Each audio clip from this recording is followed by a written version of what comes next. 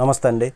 Cinema నటుడు రాజ్ తరుణ్ చెప్పిందే ఇప్పుడు నిజమవుతున్నది అన్నటువంటి విషయం ఇప్పుడు తేటతెల్లమవుతుంది. ఏదైతే ఇప్పటిదాకా బయటికి రానటువంటి విషయాలు ఉన్నాయో అందులో ముఖ్యమైనటువంటి కొన్ని విషయాలు ఇప్పుడు బయటికి వస్తున్నాయి. దీనికి సంబంధించి ఎవడైతే ఆ మస్తాన్ సాయిని అరెస్ట్ చేశారో అక్కడ నుంచి ప్రారంభమై కొత్త మలుపులు తిరుగుతోంది. ఇప్పుడు ఈ విషయం లావణ్య అనేటటువంటి అమ్మాయితో మస్తాన్ సాయికి సంబంధం ఉంది. ఒకప్పుడు పరిచయము, ఆ తర్వాత డ్రగ్స్ అలవాటు, ఆ పైన అమ్మాయిని ప్రైవేట్గా వీడియోలు తీయటం, దాని ద్వారా ఆ అమ్మాయిని బ్లాక్మెయిల్ చేస్తుండటం, రాజ్ తరుణ్ నన్ను పెళ్లి చేసుకున్నాడు అని ఈ అమ్మాయి బయటకు వచ్చి చెప్పటం, పెళ్ళి కాదు లివింగ్ రిలేషన్లో ఉన్నాము అని రాజ్ తరుణ్ చెప్పడం, ఇదంతా అందరికీ బహిర్గతమైనటువంటి విషయమే, లోగడ అందరికీ తెలిసినటువంటి విషయాలు. అయితే ఇప్పుడు తాజాగా మస్తాన్ సాయితో తను ఉంది అని చెప్పడం, ఇది కూడా అందరికీ తెలిసినటువంటి విషయం. మస్తాన్ సాయి రిమాండ్ రిపోర్ట్లో ఆ విషయాన్ని పోలీసులు స్పష్టం చేశారు కూడా ఇప్పుడు. అయితే అసలు మస్తాన్ సాయి లావణ్య ఇద్దరూ సన్నిహితంగా ఉంటారు.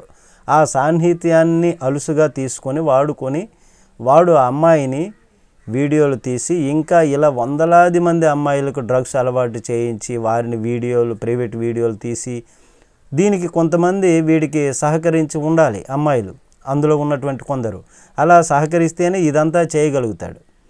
అలా వారి సహకారంతో ఆ వీడియోస్ను తీసి వాటిని తీసుకుని డార్క్ వెబ్సైట్లో పెట్టి అమ్ముకున్నటువంటి అలవాటు వాడికి ఉంది.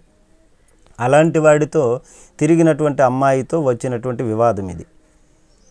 ఈ అమ్మాయి వీడియోలు కూడా తీశాడన్నటువంటి విషయాన్ని తెలిసి ఈ లావణ్య అనే అమ్మాయి వాడితో గొడవ పడినటువంటి సందర్భంలో రాజ్ తరుణ్తో చెబితే రాజ్ తరుణ్ వారిద్దరి మధ్య రాజీ చేశాడు, సెటిల్ చేశాడు అన్నటువంటి విషయము తాజాగా ఇప్పుడు బయటపడింది. ఇప్పటిదాకా కాస్త చర్చకు తావిచ్చినటువంటి ఈ విషయము రాబోయే రోజుల్లో ఈ వ్యవహారం కాస్త ముందుకు వెళ్తుంది. అయితే ఇప్పుడు ఈ మస్తాన్ సాయి వీడిపైన నార్కోటిక్స్ కేసు పెట్టారు కాబట్టి కఠినంగా శిక్ష పడే అవకాశం ఉంది. ఇలా వందలాది మంది జీవితాలతో ఎలా ఆటలాడుకున్నాడు. ఇప్పుడు అమ్మాయిలందరూ కూడా బయటకు వచ్చి కంప్లైంట్ చేస్తే వాడు బయటకు రాకుండా ఉంటాడు, లేదంటే కొన్ని రోజుల్లో లోపలుండి బయటకు వచ్చి మళ్ళా బ్లాక్మెయిల్ చేసేస్తాడు. ఈ అమ్మాయిని కూడా అదే మాదిరిగా ముందు రాజ్ తరుణ్ సెటిల్ చేస్తే వాడిని డిలీట్ చేసేస్తాను, వీటన్నింటిని వీడియోలను ఉంచను అని చెప్పి మళ్ళీ వాటిని వేరేలా ఉపయోగించి నడిపాడట. ఇలాంటి క్రూరుడు, నీచుడు అసలు సమాజంలో బ్రతకడానికి కూడా అనర్హుడు.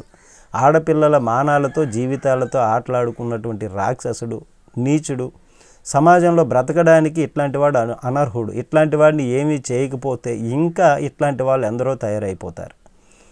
అట్లాంటి వాడికి వీరందరూ ఎట్లా బలవుతున్నారో అర్థం కానటువంటి పరిస్థితి, ఎలా కొంతమంది సహకరిస్తున్నారో తెలియనటువంటి పరిస్థితి. ఇప్పటికైనా తేరుకొని వాడిపైన బలైనటువంటి అమ్మాయిలు కంప్లైంట్ చేసి వాడిని లోపల నుంచి రాకుండా చేసి కఠినమైనటువంటి శిక్ష పడేలాగా చేయాలని అందరూ కూడా ఇప్పుడు కోరుకుంటున్నటువంటి విషయం. అయితే ఏం చేస్తారో చూద్దాం. నమస్తే.